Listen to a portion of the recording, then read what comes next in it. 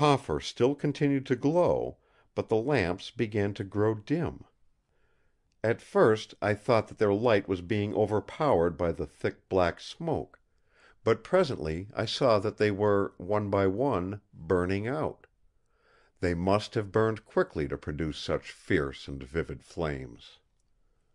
I waited and waited, expecting every instant to hear the command to turn up the light; but none came. I waited still, and looked with harrowing intensity at the rolling billows of smoke still pouring out of the glowing casket, whilst the lamps sank down and went out one by one.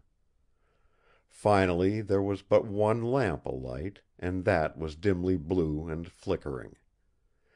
The only effective light in the room was from the glowing casket. I kept my eyes fixed toward Margaret; it was for her now that all my anxiety was claimed.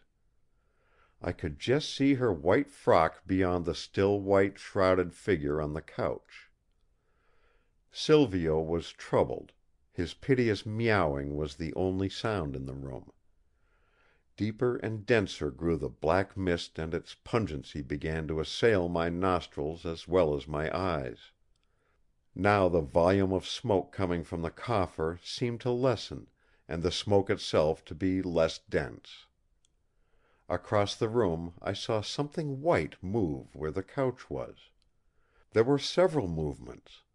I could just catch the quick glint of white through the dense smoke in the fading light; for now the glow of the coffer began quickly to subside. I could still hear Silvio, but his mewing came from close under; a moment later I could feel him piteously crouching on my foot. Then the last spark of light disappeared, and through the Egyptian darkness I could see the faint line of white around the window blinds. I felt that the time had come to speak; so I pulled off my respirator and called out: "Shall I turn up the light?" There was no answer; so before the thick smoke choked me, I called again, but more loudly: "Mr. Trelawny, shall I turn up the light?" He did not answer; but from across the room I heard Margaret's voice, sounding as sweet and clear as a bell: "Yes, Malcolm." I turned the tap and the lamps flashed out. But they were only dim points of light in the midst of that murky ball of smoke. In that thick atmosphere there was little possibility of illumination. I ran across to Margaret, guided by her white dress, and caught hold of her and held her hand. She recognized my anxiety, and said at once: "I am all right." "Thank God!" I said. "How are the others? Quick, let us open all the windows and get rid of this smoke." To my surprise she answered in a sleepy way: "They will be all right. They won't get any harm." I did not stop to inquire how or on what ground she formed such an opinion, but threw up the lower sashes of all the windows, and pulled down the upper. Then I threw open the door.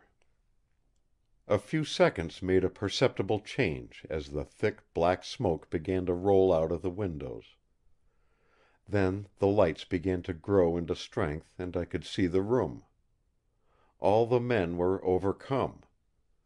Beside the couch Doctor Winchester lay on his back as though he had sunk down and rolled over; and on the farther side of the sarcophagus, where they had stood, lay Mr. Trelawny and Mr. Corbeck.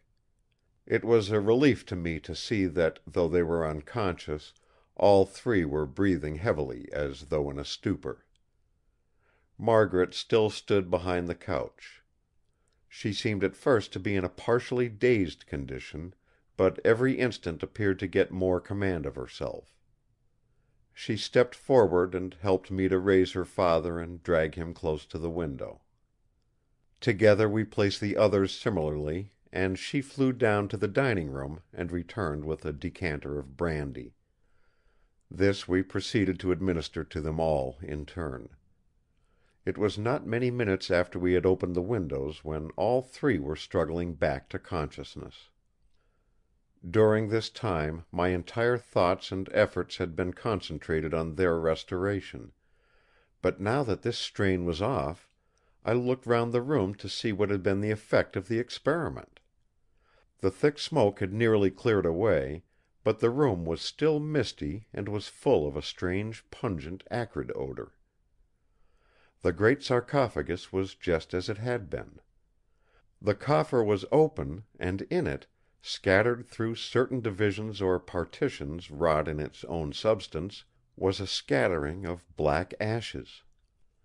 Over all, sarcophagus, coffer, and indeed all in the room, was a sort of black film of greasy soot. I went over to the couch. The white sheet still lay over part of it, but it had been thrown back, as might be when one is stepping out of bed. But there was no sign of Queen Tera. I took Margaret by the hand and led her over. She reluctantly left her father to whom she was administering, but she came docilely enough. I whispered to her as I held her hand: "What has become of the Queen? Tell me! You were close at hand, and must have seen if anything happened." She answered me very softly: "There was nothing that I could see. Until the smoke grew too dense I kept my eyes on the couch, but there was no change. Then, when all grew so dark that I could not see, I thought I heard a movement close to me. It might have been Doctor Winchester who had sunk down, overcome, but I could not be sure. I thought that it might be the Queen waking, so I put down poor Silvio. I did not see what became of him, but I felt as if he had deserted me when I heard him mewing over by the door. I hope he is not offended with me." As if in answer, Silvio came running into the room and reared himself against her dress, pulling it as though clamouring to be taken up. She stooped down and took him up and began to pet and comfort him. I went over and examined the couch and all around it most carefully. When Mr. Trelawny and Mr. Corbeck recovered sufficiently, which they did quickly, though Doctor Winchester took longer to come round, we went over it afresh. But all we could find was a sort of ridge of impalpable dust, which gave out a strange dead odour. On the couch lay the jewel of the disc and plumes which the Queen had worn in her hair, and the star jewel which had words to command the gods. Other than this we never got clue to what had happened. There was just one thing which confirmed our idea of the physical annihilation of the mummy. In the sarcophagus in the hall, where we had placed the mummy of the cat, was a small patch of similar dust. In the autumn Margaret and I were married. On the occasion she wore the mummy robe and zone and the jewel in which Queen Tera had worn in her hair. On her breast, set in a ring of gold made like a twisted lotus stalk, she wore the strange Jewel of 7 Stars which held words to command the God of all the worlds. At the marriage, the sunlight streaming through the chancel windows fell on it, and it seemed to glow like a living thing. The graven words may have been of efficacy, for Margaret holds to them, and there is no other life in all the world so happy as my own. We often think of the great Queen, and we talk of her freely. Once, when I said with a sigh that I was sorry she could not have waked into a new life in a new world, my wife, putting both her hands in mine and looking into my eyes with that far-away, eloquent, dreamy look which sometimes comes into her own, said lovingly: "Do not grieve for her. Who knows but she may have found the joy she sought?